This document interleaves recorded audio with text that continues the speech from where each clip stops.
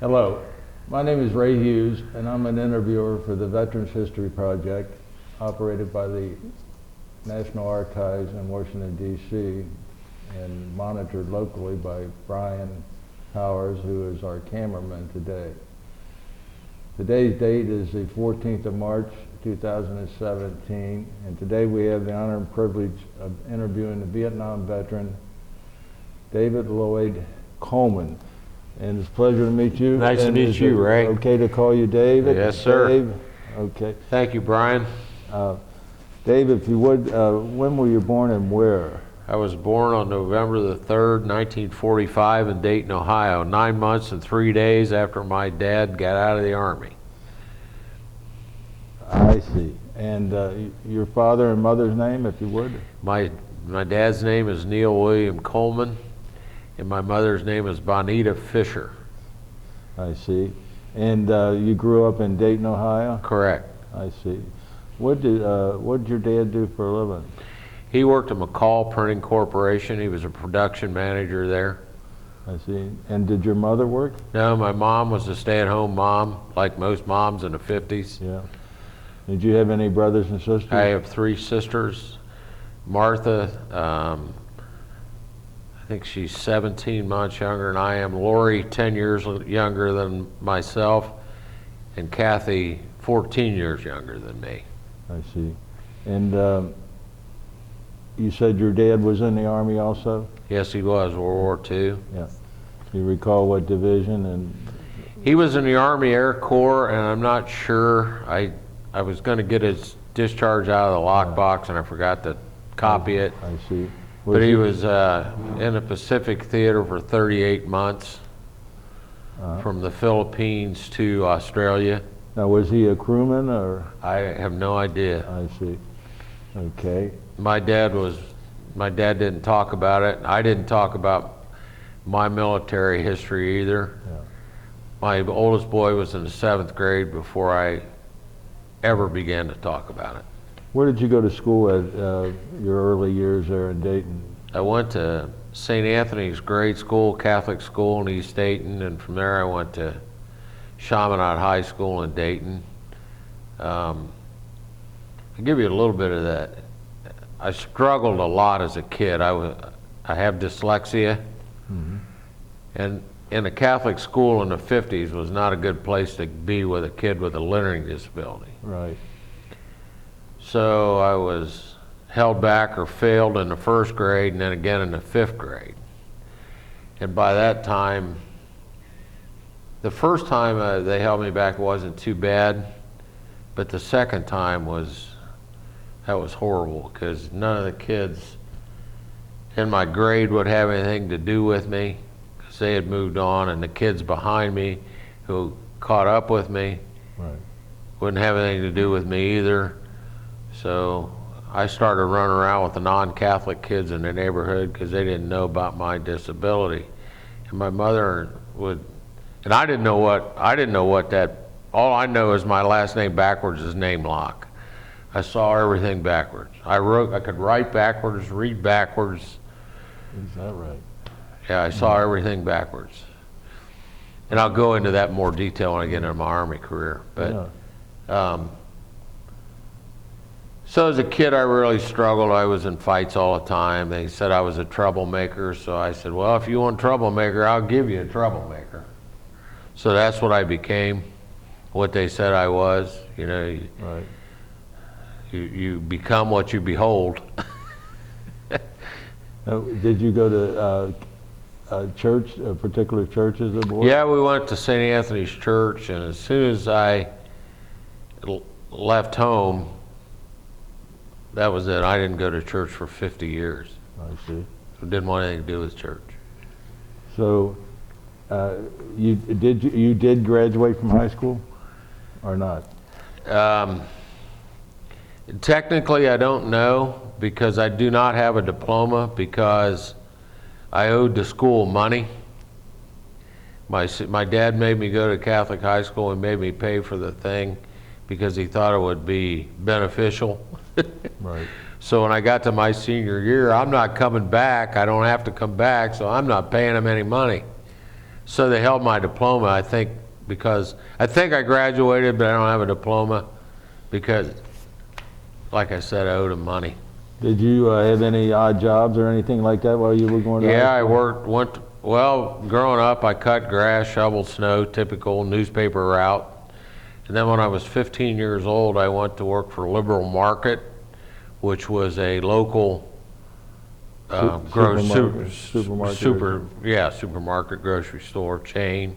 Mhm. I think they had 7 or 8 stores in the Dayton area only. And I worked for them from the time I was 15 till I was 19. I see. Now, how did you come to go in the military? As a kid growing up, that's the only thing I ever wanted to do.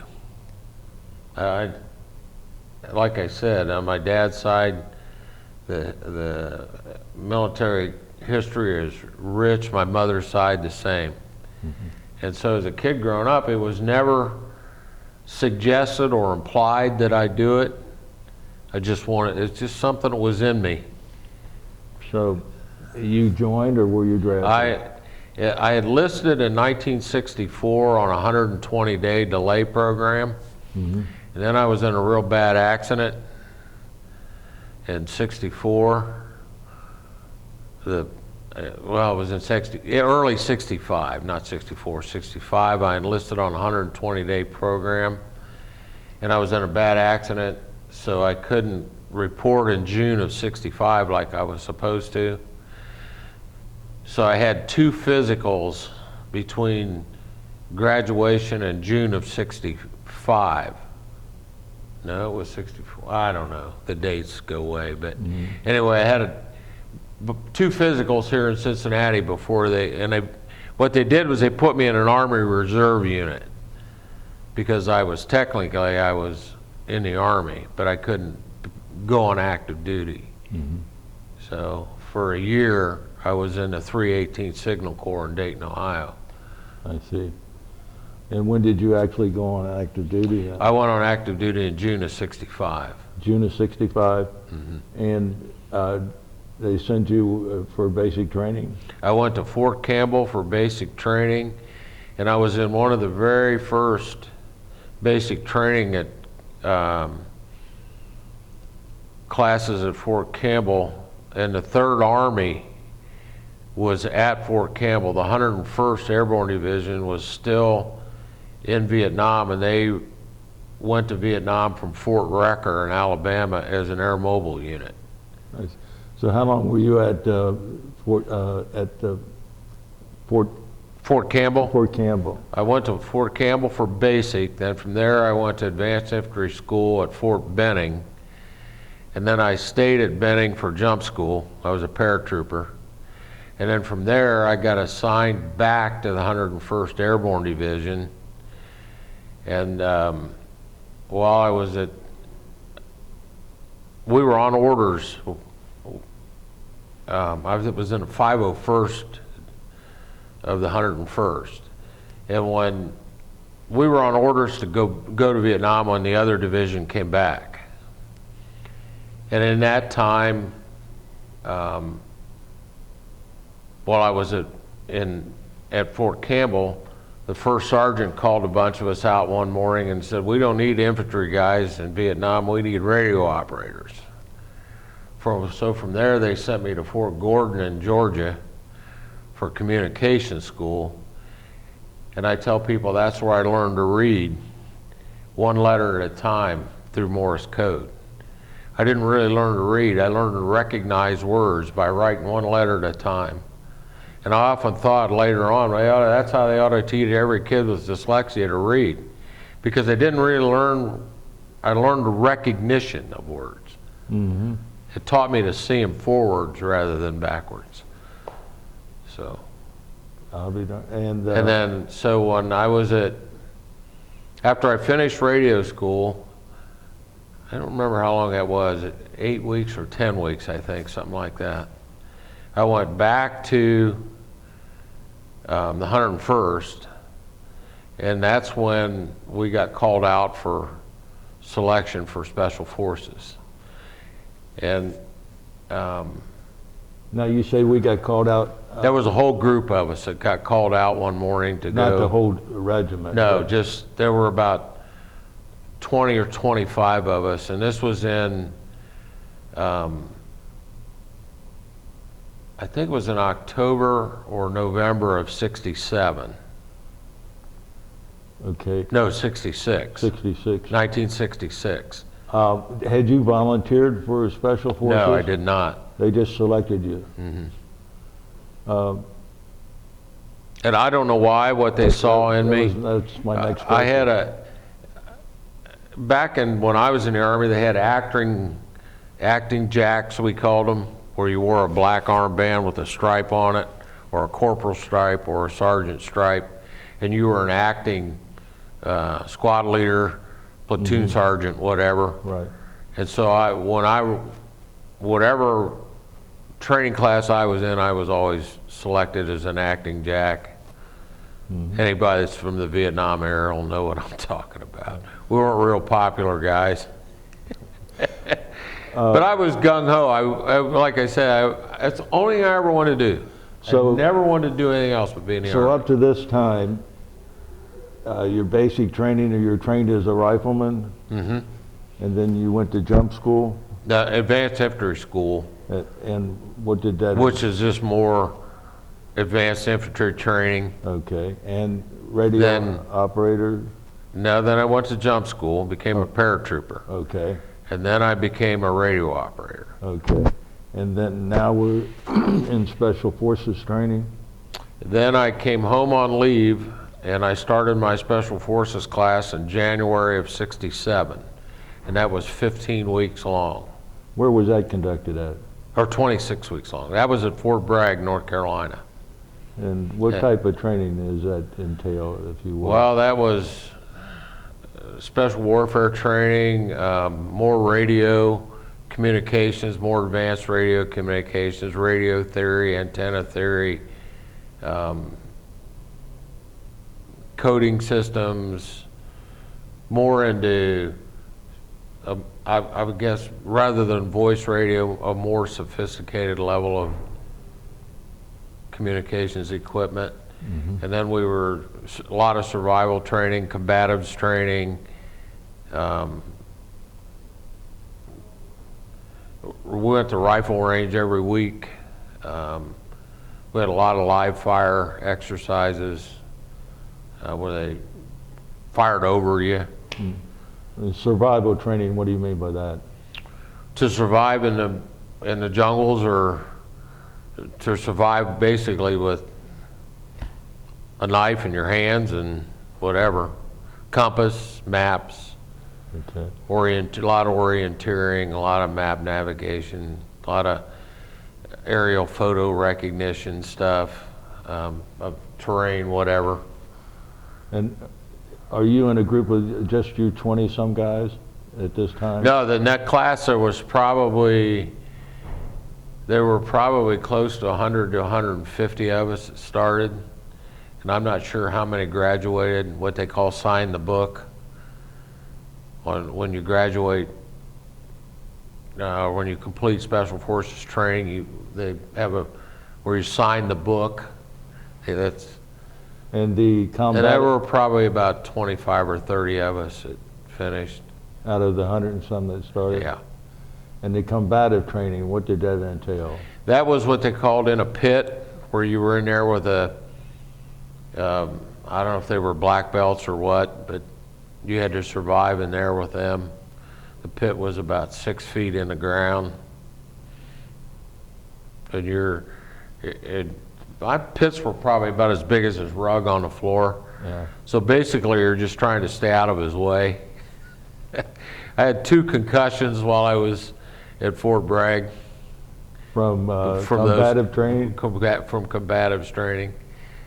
So it was for real? It was for real. It was for real. And how long was that training, did you say, how many weeks? I started in November, or in January of 1967, and I graduated on November the 4th of 1967. Wow. So at this time, what rank are you in the regular? You're regular Army also. Yeah, I was a Spec 4 at that point.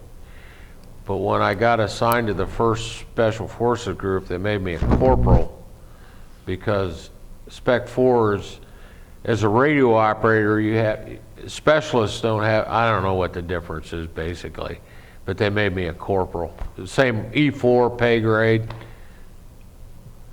So in November of 1967, you graduate from that. And what outfit are you in at that time? I was assigned to the 1st Special Forces Group on Okinawa. So they've shipped you to Okinawa by now? Okay. And I left on November the 23rd, I think it was.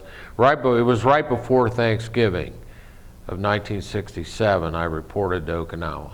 At Naha or where? It was a Camp Sandstone, was the Special Forces camp right outside of Kadena Air Force Base. Right. All right. And what are your duties there? Well, here again, you know, I don't know how all this stuff happens, but they were forming up a detachment called SAF Asia, Special Action Force Asia. And that was more intensive training. We went through small boat training, special terrain jump school, more survival training, and that was all done at Camp Hardy in the northern part. Camp what? Camp Hardy, Hardy. And Newland Happersett was the commander of that detachment. And So that was more intensive training, and in the paperwork I gave you,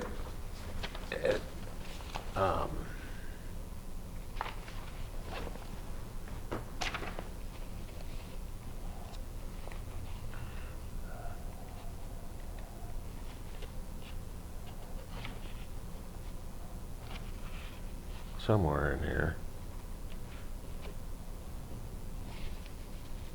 Well, I had a let me look through there also. But anyway, there's a history of 1st Special Forces Group in there somewhere.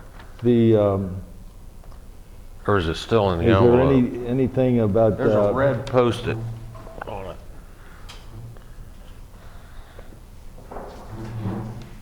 There it is. Let me have that. Yeah. That's what I was looking for. But it talks, Jake Jacobson did the complete history of 1st Special Forces Group, and it goes all the way back to World War II, and they were it was a combined unit of Canadians and Americans, and that whole history is here in this. But the SAF Asia detachment, I'm just going to read this. Right. Operations in Vietnam are only one aspect of 1st Special Forces Group activities. However, the group simultaneously carried out security assistance and civic action missions throughout Southeast Asia and the Pacific. A Special Action Force Asia, or SAF Asia, was organized within 1st Group as its nucleus to support theater-wide military training, civic action, and disaster relief. Under this arrangement, 1st Group was augmented by the 97th Civil Affairs Corps, the 156th Medical Attachment, the 400th Army Security Agency Detachment, 441st Military Intelligence Detachment, and the 539th Engineer Detachment. And I had a top secret CETO USAPAC security clearance at that time. Before we go on to your next assignment, is there any, did you make a group of friends and people that you were with most of the time? The 15-man detachment I was on when I became part of SAF Asia. I see. Now, do you recall any of their names of your buddies there? Yeah, they're all listed. Okay. What is their names? And so you guys stayed together pretty much all the time from then forward? While we were together, and then when when we were, I'm not sure. This stuff was all classified. We were told not to talk about any of this stuff, and I guess 50 years later, I don't know, but anyway. So as a result, we didn't have any contact with one another when we came back. I see. So after Okinawa, where did they send you then once you became?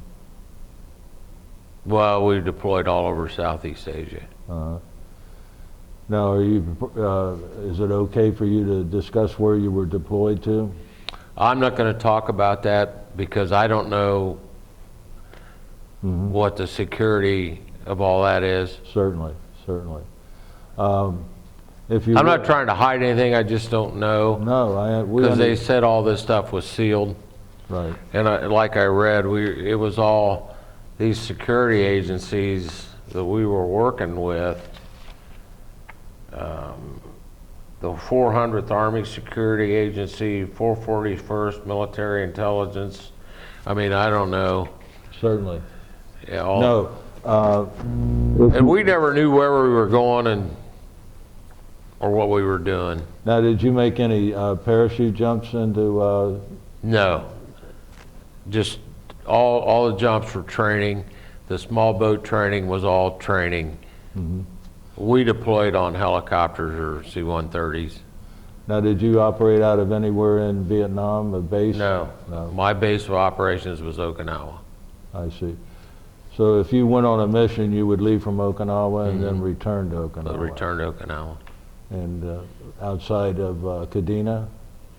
From Kadena. Kadena? That's where we deployed from, was from Kadena. Or sometimes if there was a Marine helicopter, I think it was at Futima, F-U-T-E-M-A on Okinawa also. Sometimes they were our ride in, ride out. Now, at this time, what rank are you? Sergeant. A sergeant? At that point. And who was the officer in charge of your group? Well, there was a couple. There was a guy named Captain Van Winkle, and then I forget the last guy. No, let's see here. This one here. I forget the lieutenant's name that came after him. 50 years is a long time. Yes. The lieutenants that were part of this, that were in charge of this detachment were Timothy P. Hyatt and Leo V. Lynch. Now, They were the... You say, have you stayed in touch with any of these gentlemen No. now after 50 years? No. I'm going to go to a reunion, the 1st Special Forces Group reunion one of these years. They always have it at Fort Lewis or out west somewhere. It's usually at Fort Lewis, and I haven't had the money to go. But someday I would like to go. Fort Lewis in Washington State? Washington State. Yeah. That's where the 1st is now. Is there any of these missions that you went on that you want to discuss, or? Well, we did a lot of civic action stuff. Such as? Where we would go inoculate kids and treat wounds, open wounds. A lot of elderly people had open wounds and sores and bad teeth, and we had a pretty good medical corps. We went to Taiwan, Thailand, places like that. We did a lot of civil action stuff as well as other things. Where at in Thailand did you go? Do you recall? Well, I don't know the name of any of the villages. Same way on Taiwan, I don't know the name of any of those villages. I don't remember. I probably knew at the time, but when you left from Okinawa, did you leave on a regular transport plane, or did you? Sometimes helicopters. Sometimes, I see. Most of the time when we would go to another country, it was on a C-141, a C-130. But most of the training exercises were part of the helicopters from that Marine installation. The humanitarian missions you were on, were any in Vietnam themselves? No. Mostly in Thailand No. and you said Formosa also, or Taiwan? Right, Taiwan, Formosa, Yeah. right. Now, did you have any companions or cohorts that were not Americans? Yeah, we had counterparts. We called them counterparts. And They were, Republic of China when we were on Taiwan. They were Republic of China Right. Special Forces. Same way in Thailand, they had their Special Operations Special Forces unit also. We worked with them. And did they work on your missions when you were in theater, I guess? The Republic of China? Did their men accompany you on Yes, missions? yeah, they were our interpreters. I see, I see. Back when I was in Special Forces, you didn't have to know a foreign language. Today you do. That's a requirement. Before you can graduate, you have to be able to speak a foreign language. I see. And they don't take you like they did today. It's usually after one enlistment and a associate degree from college to be selected today for Special Forces. I see. Because the technology is so far advanced over what it was when I was in. Of course, it was all state-of-the-art stuff too. When I was in, we had the best of everything. How long? When were you discharged then? Did you do? Where was I discharged Did you at? do more than one tour in Vietnam? No, I was on active duty from 65 to, or from 66 to 69, and then I had a year of Army Reserve time from 65 to 64 to 65, somewhere in that time frame, and then 69 to 71, I was in an inactive reserve unit. Okay. So you're actually 1966 to 69 on active duty Overseas. It was overseas. from 67 to 69, I was overseas. Yeah. November 67 to June of 69, I was overseas. You brought some of your uniform. I'd like for you to explain what these are and what they signify, if you would, Dave. Well, this is the green beret that I wore, that I was awarded when I finished training group in 1967. And this was some of the stuff, everything in this box was stuff I threw away. What does this imply right here? The De Oppressor Liber means the oppressed we liberate. And the V42 knife on there, that's a carryover from World War II. And the arrows signify stealth, and the shield is the outer rim is a shield. And is this the particular? That's the V42 knife that we were given. That was a carryover from World War II also. They quit giving these. I don't know when they quit giving these out, but we were trained in hand-to-hand as well as knife fighting. And so this was kind of a carryover thing these were issued in World War II. They were just given to us more as a commemorative thing. I see. And then and this is uniform, the crest and the unit designations. There again, the arrows and the U.S. and then the Special Forces crests were worn on the uniform also. mm-hmm. And That's part of a parachute harness I wore as a belt. It's a little small today.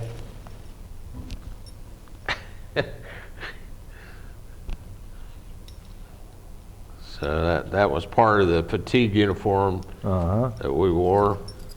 And these are your That's my dog tags. dog tags? There's a P38 on there, can opener, Right. right there. That's a P38 for opening sea ration cans. Now, if you would explain what these medals represent and is that That's my blood wings. Now, what does blood wings mean? That's your first pair of wings. I don't know what the... How many jumps did you have to make in your training, would you say? We made 5 jumps to earn these wings. And then when I went through special terrain jump school, we made, I think, 15 more. And there were 5 into the South China Sea, and there were 5 into mountains, cities, power lines, all that stuff on Taiwan. It was called Special Terrain Jump School. And somewhere, I don't have those wings with me. And what do these represent here? This is a Vietnam campaign ribbon, Vietnam service ribbon. This is a Vietnam unit citation that Special Forces was given. I don't know what the significance of what they did to get that. This is a National Defense ribbon and a Good Conduct ribbon. I see. And what is this, Dave? This is a Special Forces group coin. This is the first Special Forces coin on, I don't know if you can zero in on that, but that on that side, it's the eagle over the 1, the shield, and again the dagger. And on it, it says First Special Forces Group Airborne on that side. And then on this other side, it's a green beret with a De Oppressor Liber, again, the oppressed we liberate, and at the bottom it says with honor. And these were the first coins. This is a vintage coin. I don't think you can get these. And engraved on it is, I can't hardly read it anymore, but it says Coleman, November 4 November 1967. And I carried that coin for a long time, and then I quit carrying it. So that has your name actually engraved on it? Yeah, you barely see it on there. Uh-huh. Oh yeah, you can read that. Mm-hmm. My dad carried that while I was overseas. Oh, did he? Yeah. It's priceless. And what are these? These are the buttons off the uniform, the last dress uniform that I had, that I wore home. I'll talk a little bit more about my homecoming. I'd like to talk a little bit more about that if I can. You can talk about anything you want, Dave. Because I threw all this stuff away, and my wife dug it out of the trash. Now this That's the last. is a set of fatigues, is it? That's the last uniform I wore overseas. What does you've got 2? Well, that's the special terrain jump wings right there that we earned in Taiwan. And then on the other side is the American jump wings, the black sergeant's pins. How many jumps did you make? I'm not sure. Approximately, would you say? We jumped every time we could get it. We got an opportunity. And that's a Special Forces patch right there. There's a color picture of one somewhere. Okay. But this uniform's a small regular. I'm a little bigger than that now. Speaking of stuff in color, if you would, maybe you could go over. We did review these medals here, but if you would, you can review the ones there. Well, this is, I mentioned, this is a name tag that I saved before they went to black. While I was in it was black. This is a 3/18 Signal Corps patch that I was assigned to after I was in the accident, where it took I had to come to Cincinnati for 2 physicals before I could go on active duty. Right. And then after basic training, I was assigned to the 101st Airborne Division. And these are the jump wings that I earned in the novice jump rings at Fort Benning. These are the special terrain jump wings I earned in 1967 in Taiwan. That's a Special Forces patch, which you can see the dagger and the lightning bolts and the airborne insignia above it. And the Special Forces tab I was awarded in September of 2011. I don't know how many years that is from 1967, but I don't know. I don't know why that happened, but anyway, it did. And then I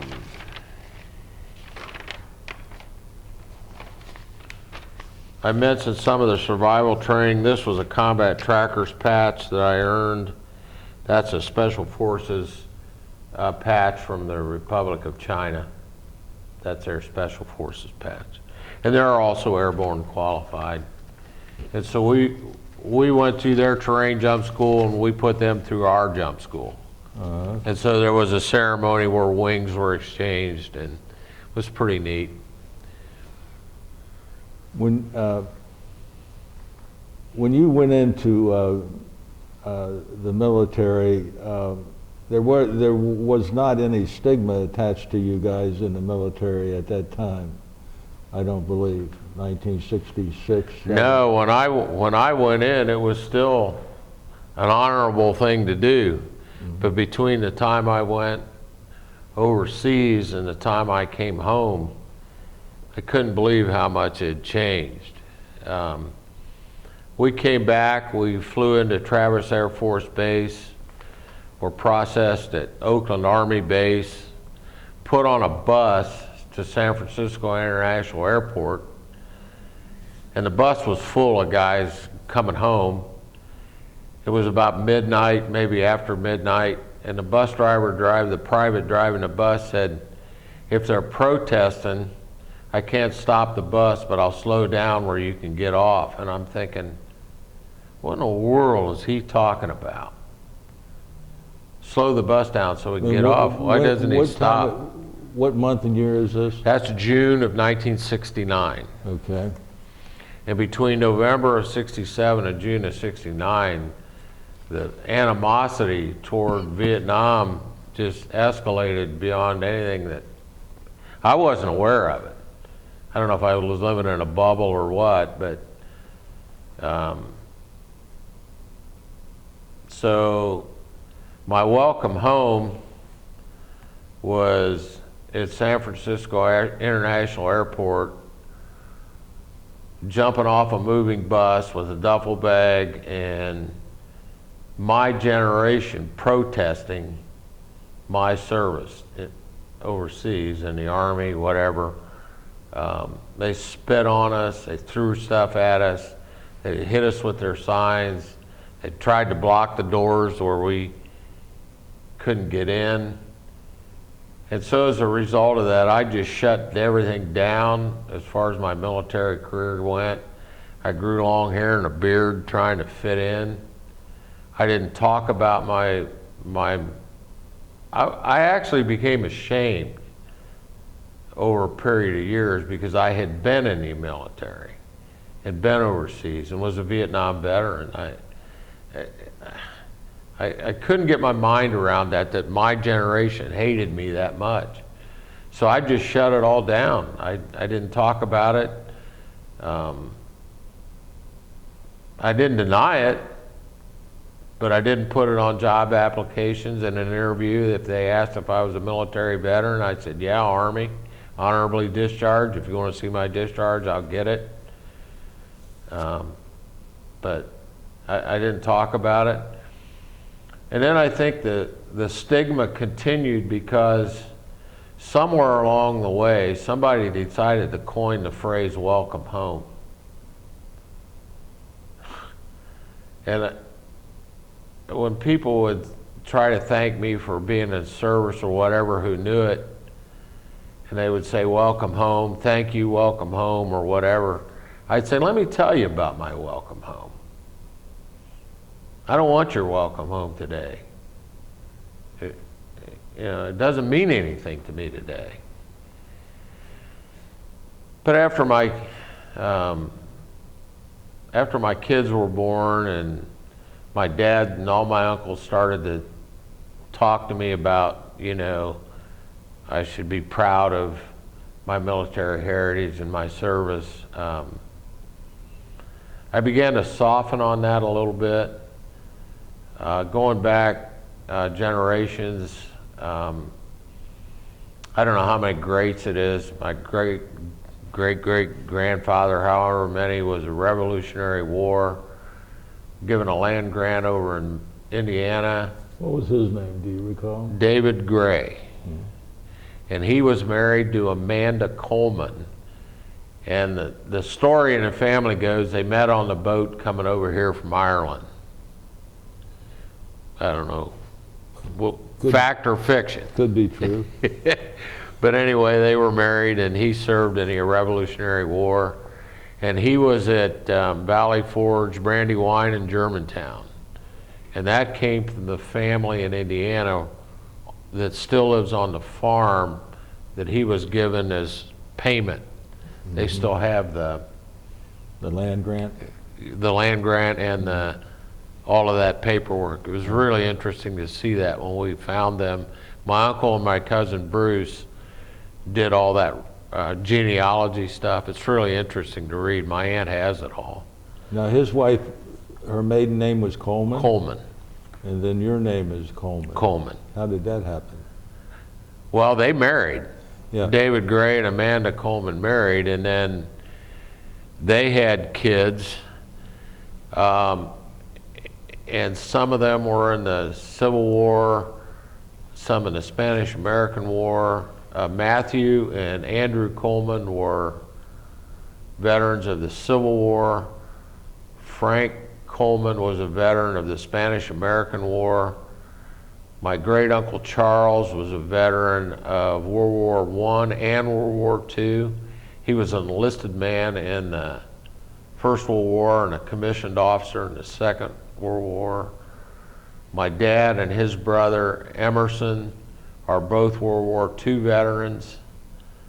And then myself, I followed that lineage in the Coleman side. And then on my mother's side, my grandfather, who was my best friend as a kid growing up, my mother's dad, was in the Spanish-American War and World War I, and he had two brothers, Edwin and James, who were also World War I veterans of the Navy.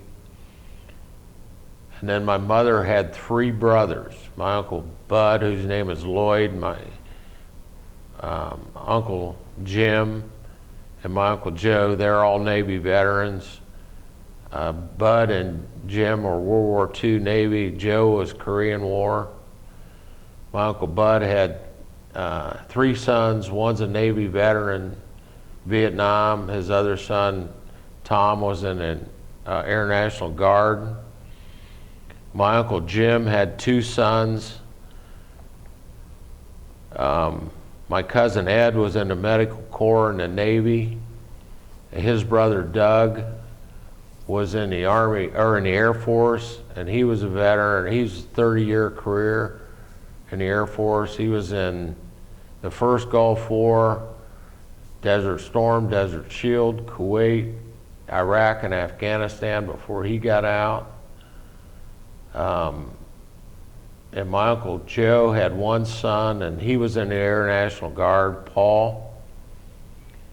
And then, let's see.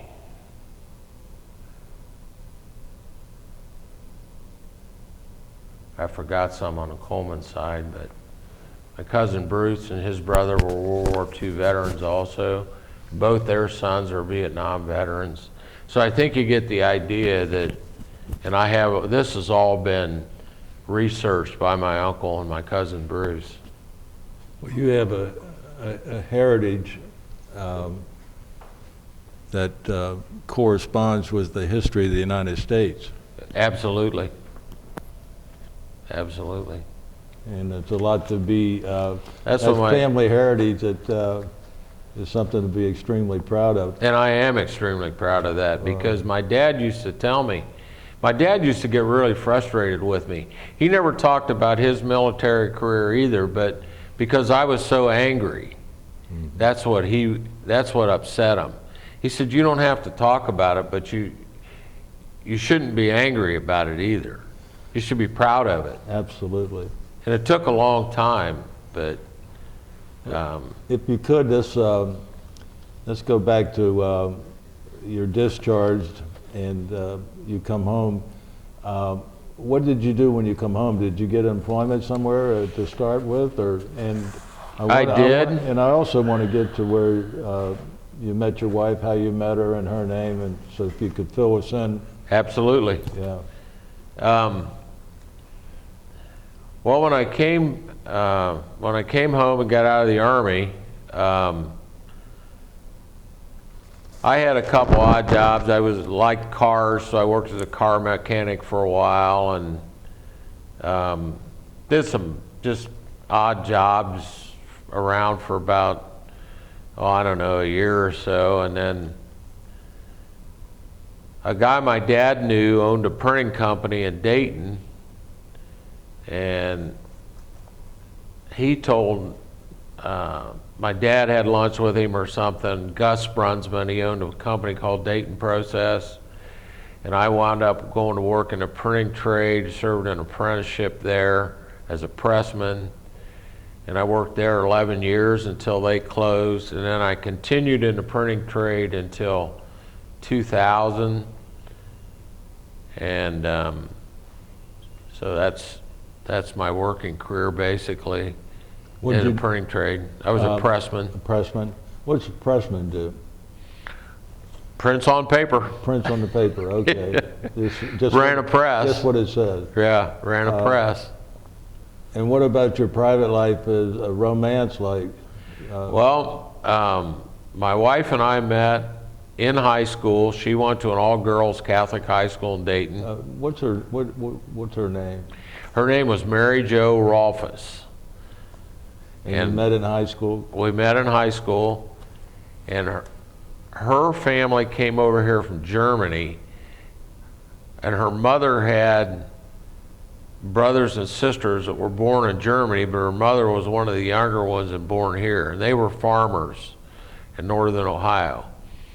And how they got to Dayton was her dad had, Albert was her dad's name, and he left the farm and came to Dayton and worked at Delco as a tool maker. And two of his brothers followed him. It was a big family. There was, I don't know, 12 or 13 kids in that family. And then he died when my wife was 3, and my wife has a sister who passed away also, 18 years older than she was.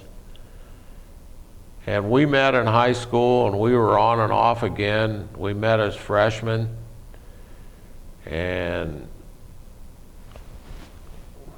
we were on and off again because my car was the most important thing. My car was broke, there weren't any dates, and she didn't like that, so she'd go find somebody else for a while, and then I'd wake up. And did you? And then by 1965, when we were seniors, I began to get pretty serious about her. I realized there was more to that relationship than what I was willing to admit. And she's the only girl I ever really dated. I had some dates, but I don't know, I really cared for her. And we got married in September of 1967 while I was still in training group. I had a 3-day pass. I came home and we got married. And then I went back to Fort Bragg and finished training group, and then came home in November.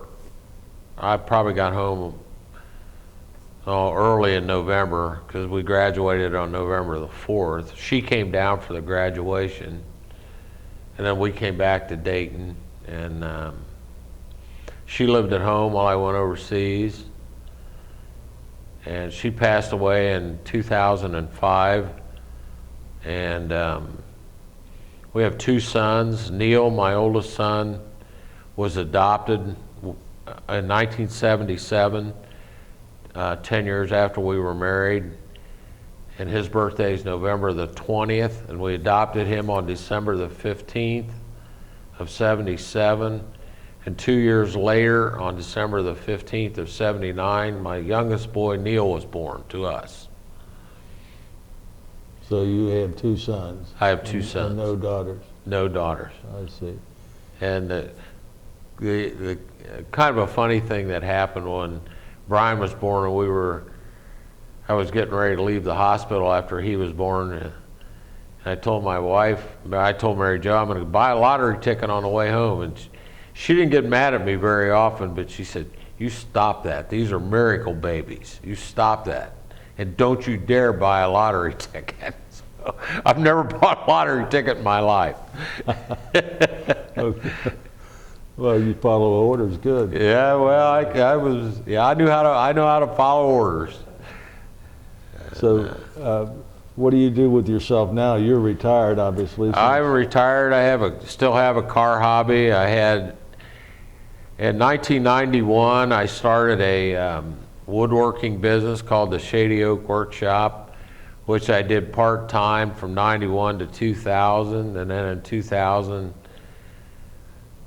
when I got forced out of the printing trade, forced to retire basically, I went at that full-time, and I got into shaker style furniture. I don't know if that's too hard to explain, but I got pretty good at that, and I sold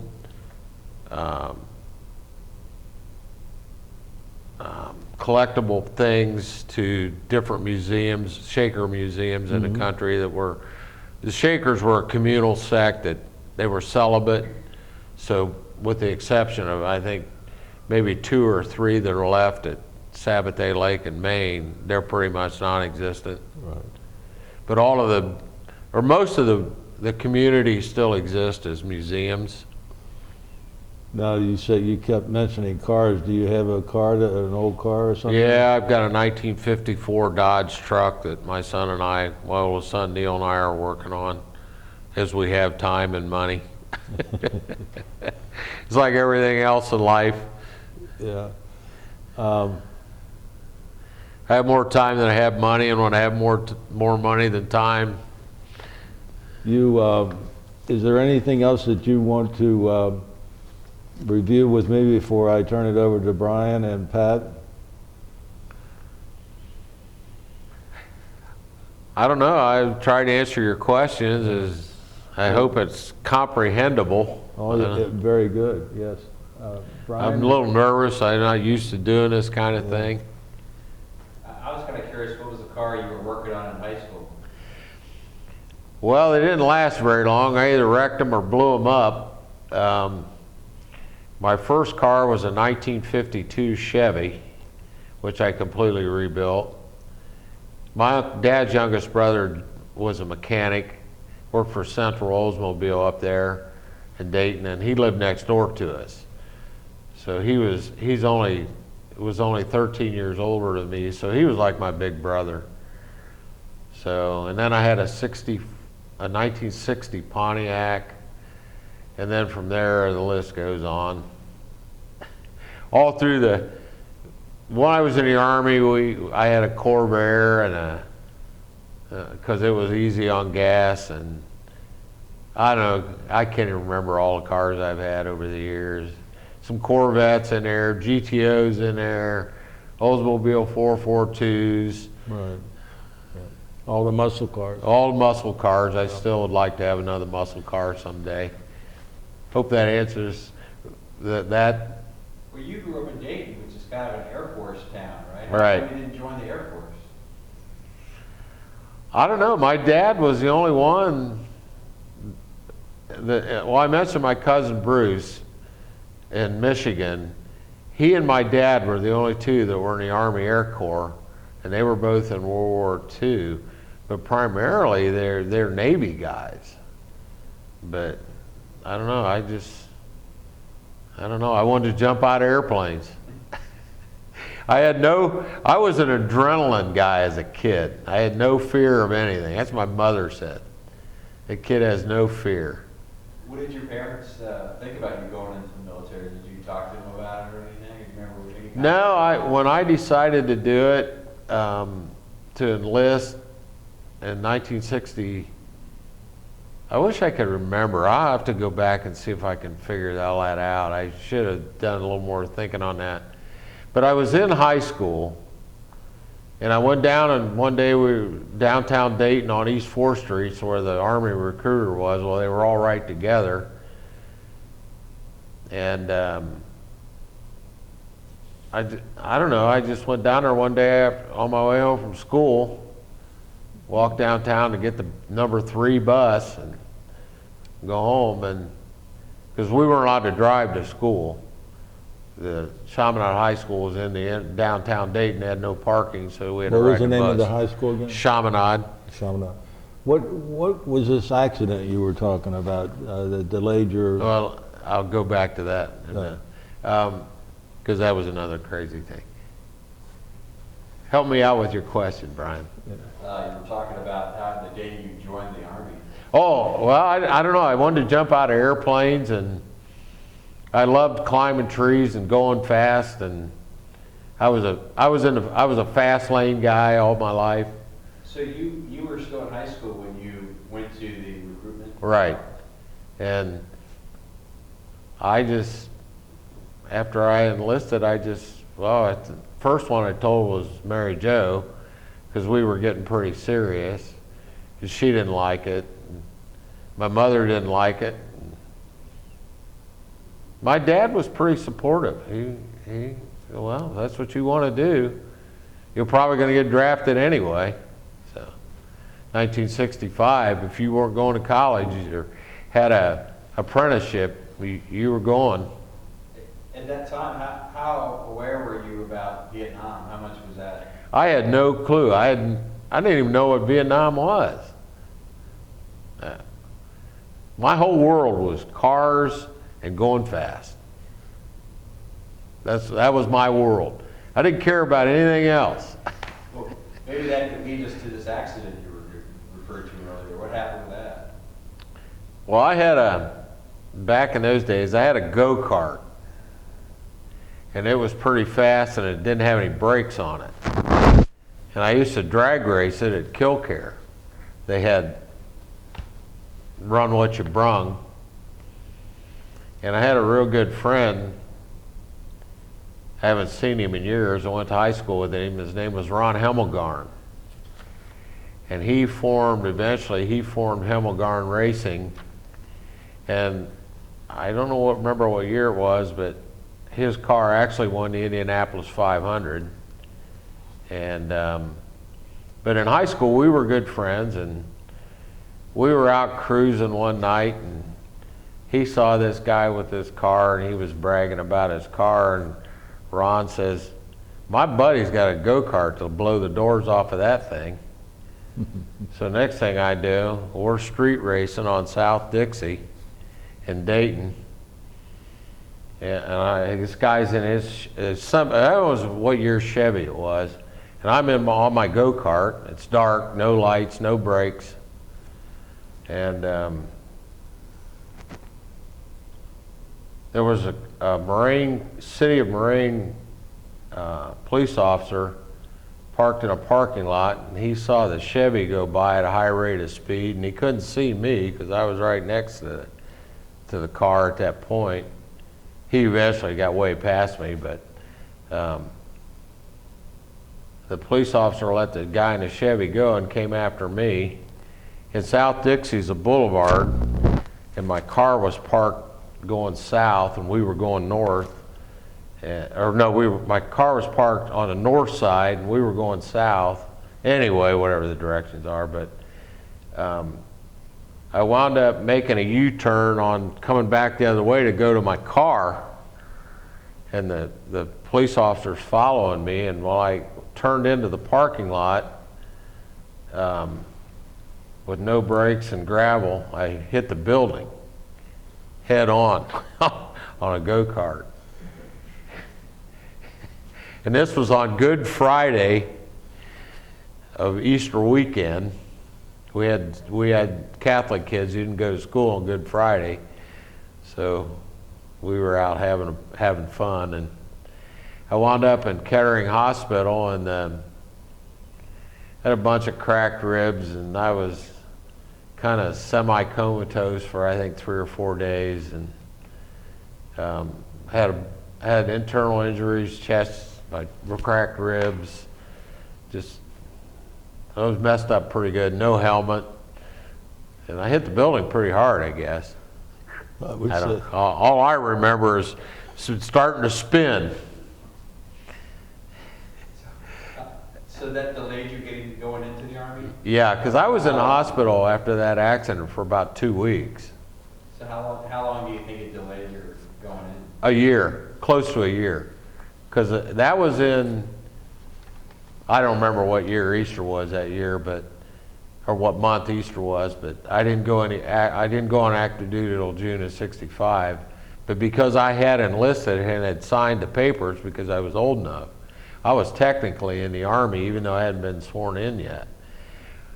So I had to, the first physical that I went to down here in Cincinnati, I didn't pass. And then I think it was 6 months later or 8 months later, I came back and took a second physical, and they passed, and I was allowed to go on. What happened with the first exam? Why didn't you pass? I don't remember if it was something to do with my breathing or something, I think. I don't remember, because my chest was pretty well, it was pretty messed up. So who did you have to call at the Army to let them know you were in this accident? The recruiter? Well, I was supposed to leave in June of '65. I got it now, June of '65, because I went on active duty in June of '66. Now I got it, after all this time.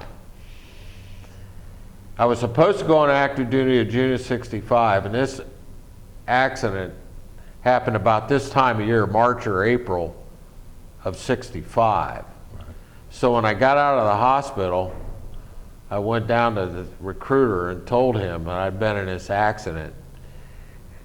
And this was probably a month or so after the accident was over. And so he sent me down here to Cincinnati for a physical, and I did not pass that. That's the first one.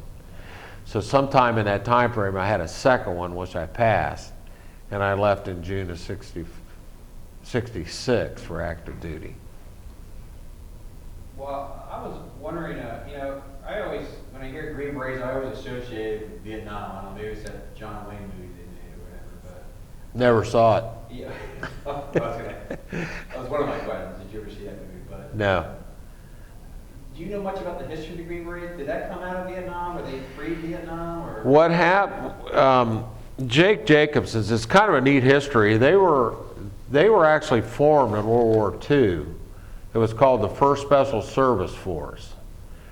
And then they went inactive, and in 1956, they were reactivated out of the Ranger Battalion. Some Ranger battalions and some Airborne Pathfinders and that kind of thing. And then that was after World War II, and then on April 1st of '56, they were activated again. And then from '57 to '60 was an intensive time of training for 1st Special Forces Group. And it was around that time, they weren't wearing a Green Beret then, and they really didn't have any recognition until President Kennedy. He was the one who, they wanted the headgear to be separate. That's what we called it, the Green Beret. We called it headgear. He authorized the name Special Forces, and that we could wear the Green Beret. And so from '57 to '60 was a big build-up time. And the first, I don't remember the guy's name now, but actually the first guy killed in Vietnam was a Green Beret as an advisor. And I think that was in '57 or '58, I don't remember, but the first name on the wall.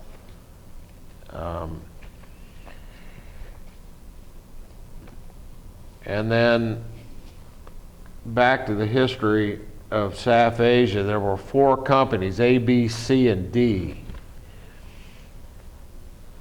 D Company became 46th Company in Thailand. And that was commanded by Earl Woods, who's Tiger Woods' father. I was never part of that 46th Company, nor was I ever part of 5th Special Forces Group. 5th Special Forces Group was formed out of the 1st Special Forces Group and the 7th Special Forces Group.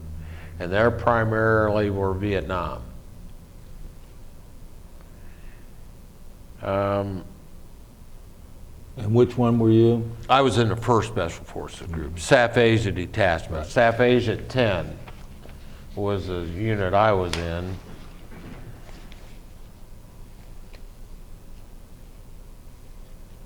This is kind of an interesting thing here. Between 57 and 1972, 1st Special Forces Group soldiers earned 8 Distinguished Service Crosses, 44 Silver Stars, 24 Bronze Stars for Valor, 499 Air Medals, 554 Combat Infantry Badges, 88 Combat Medical Badges in Vietnam. These honors were earned at a heavy price. 40 soldiers of 1st Special Forces Group were killed in Vietnam, 2 remain missing, 293 were awarded Purple Hearts. The 1st Special, here it is, the 1st Special Forces soldier to die in Vietnam was Captain Harry G. Kramer, 21 October 57. The last Special Forces soldier to die in Vietnam was Sergeant Fred C. Mick, 12 October 1972. Both were members of the 1st Special Forces Group Airborne. So that's just, and then now there remained, the 1st Special Forces Group has remained active since they were reactivated in '56. Some of the other groups, 7th, 3rd, they're still active. 5th Special Forces Group was deactivated and reactivated again. And there's 2 Special Forces Reserve units, the 19th, and I forget what the other one is, but there are 2. I was wondering, what were your impressions of Vietnam, like the country, and what are your memories? Southeast Asia was the dirtiest place I ever was in my life. It stunk, and the whole area smelled the same. The sewage ran along the streets. Were you in mostly cities, would you say, or did you get to go in the jungles too? Did you get the full experience with your? I know you can't go into specifics about missions and stuff, but I was curious if did you see different parts of Vietnam, or do you think you were you mostly in a certain area? From the air, mostly.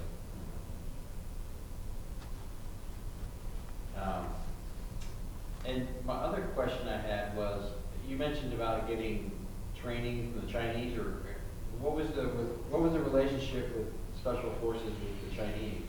We've always, at that time, I don't know if it still continues, but we had a pretty strong relationship with the Republic of China, their Special Forces unit, and the Korean South Korean Special Forces units as well. Now, I never had any contact with them, but we had a pretty strong contingency, a relationship with them as well. Thailand was real strong also with their Special Forces unit. So. Another question I had was that you mentioned how you put your stuff out in the trash, and your wife kind of saved a lot of that stuff. How long was it before you found out she had saved some of that? When she died. Oh, really? I was looking for some stuff. I don't remember what I was looking for, and I found all this stuff upstairs in a box in a drawer. All the copies, all of this stuff that I copied in the paperwork I gave to Ray is all stuff that was in this box also. Wow. Because I'd thrown all this stuff away. I was wondering, I know you didn't talk about it much, but now you seem to be more willing to. Was there a moment that you felt more comfortable talking about your military service, or? Yeah, it happened when my oldest boy was in 7th grade. They were studying the Vietnam War in his history class, and we were sitting at the kitchen table, and I'd never told either one of my boys I was in the Army, and we were sitting at the kitchen table, and he said to my wife, Mary Jo, he said, I'm supposed to interview somebody from the Vietnam era. And my wife looked at me, and I just shook my head no. And so later on, after the kids had gone to bed, she said, Mary Jo said to me, you need to talk to them. You need to tell them. And I said, no, I don't need to tell them. And so my wife, she never pressed me on anything. But I don't know, it was a week or so went by, and she said, have you thought about that? And I said, yeah, I can't quit thinking about it. So when my son came home from school that day, well, it was a week, probably a week, maybe not a week went by, and so I talked to both of them. I told them I was in the Army and gave them some basic stuff, and told Neil, I said, you can interview me, and I'll give you 10 questions you can ask me. And it was kind of a neat experience, because what they did, when they gave their presentation, that we were invited to the school, and they had lunch for us, and it was in the cafeteria, and it was a really nice deal. And then when my son Brian was in 7th grade, he had the same teacher, and I gave him the same 10 questions. And so they wrote their reports, and that's when I began to open up. That's when I began to realize that, you know, this is important. Absolutely. And it's something I should be proud of. And so that's when and then I met Pat, and Pat's been a huge encouragement to me to talk about this stuff, and that's why I'm here today. That's why I'm gonna let Pat ask you a couple of questions now. Yeah. Pat Allen. Well, Dave, they've asked you so many questions, you've talked about so many things, but when I think of Special Forces, I think of guys being down into combat, and I understand from this morning that you never were No. in combat. No. Did you see the aftermath of combat? Yes. I don't know when you were there if they had been using Agent Orange yet, but I was never exposed to it. you didn't see any of the aftermath? We were in and out.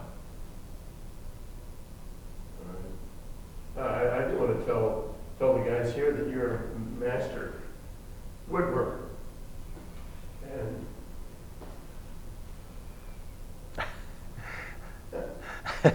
He embellishes this. Well, if your works are in museums, you're Gift obviously shops. a master craftsman.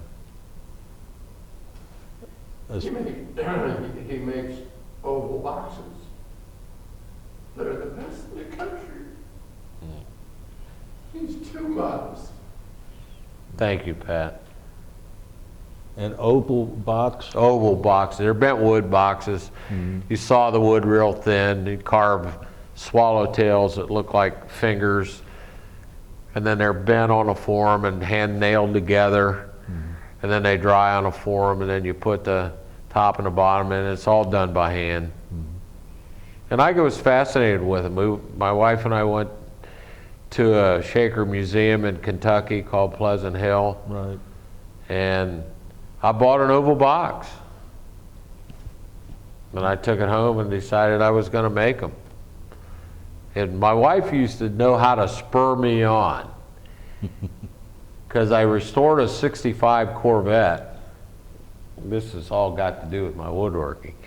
I sold a 65 Corvette that I had completely restored, frame off restoration. And that was a car I always wanted. That was my dream car in high school. I finally found one that I could afford. I restored it. I drove it one time and sold it. I don't even have any, I got some pictures of it, but not very many. And I went to Sears and bought a table saw. And I brought that home and carried it, took it out of my truck and put it in the garage. She says, "What's in that big box?" I said, "A table saw." And she says, "What are you going to do with that?" I said, "Well, I'm going to build furniture." And she said, "Yeah, right." Well, that's all I needed was a challenge. And she had a way of getting me to do stuff by saying, "Yeah, right." So, as they say, the rest is history. But I am proud of my work, and but I don't know if I'm the best in the country or not, but that's a debatable thing in the eyes of the beholder.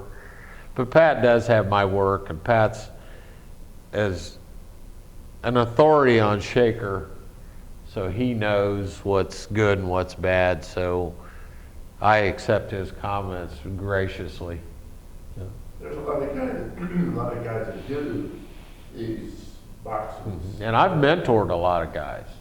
But Ray and Brian, I should have brought one, but the quality of it's hard to do these fingers and do them right, and his quality is outstanding. thank you, Pat. But I had a hard time talking him into coming down here. Do you have? Yeah, he's been working on me for what, a couple of years at least. Do you have any other questions, Pat? No, really, thank you. Well, we appreciate Pat Allen tremendously. Sorry I was all over the map. No, Pat is a good patriot and a good American, and we Yes. appreciate everything he does for us. I agree with that. Do you have anything else, David, that you would like to add? No, I would just like to say thanks to Brian and you, Ray, and to Pat, and for the privilege it's been to have served, and the lineage in my family is incredible, and I'm proud of that heritage. Yeah. I don't know that on both sides, it's the patriotism. The one thing I might add is since 1970, I've flown the American flag every day on a pole, not a stick, in front of my house since 1970. And I have every flag that I've flown. I put 2 up a year, one on Memorial Day and one on Veterans Day. And I triangle fold them and put them in a box that I made in the basement. I just keep saving them. Someday I'm going to take them out and count them. What are the ones on Memorial Day? Why are they different than the ones that you buy? They're not. I just buy a new one every year on Memorial Day and another one on Veterans Day. I change them twice a year because I like them to be red, white, and blue, the way, not faded. I like them to be. And not shredded. And that was just something that I decided to do because I think I was so angry, but yet I wanted to show my pride in America. And so I just decided, my wife says, "Why are we putting up a flagpole? Why do we have to look like the post office?" How about your other buddies that came and they got spit at and thrown at? What was their reaction when you came home? Most guys that I know that are Vietnam era, they don't talk about it. They'll talk about it to one another because you don't know who you can trust. I was slapped by a member in my own family after I came home. So, you know, you just, when you see this stuff, you read this stuff, I I don't read the newspaper to this day, and I don't watch the news to this day. Because it just infuriated me back in that day. And I think maybe not everybody, but I know a lot of people that are Vietnam era feel the same way. I don't know how they come across when you interview them, if they went through periods of anger and frustration or not, but They all share similar views with you. And fortunately, now, 50 years later, they're starting to share their stories with us, which is very important for future generations. That they Absolutely. Be able to it's an honor for me to be here today. Yeah. It really is. Well, I want to tell you something. It's an honor for us to have you, and I hope you don't mind me saying this, but thank you for your patriotism and your service to our country. You're welcome. It was an honor for me to do it at the time and to do this.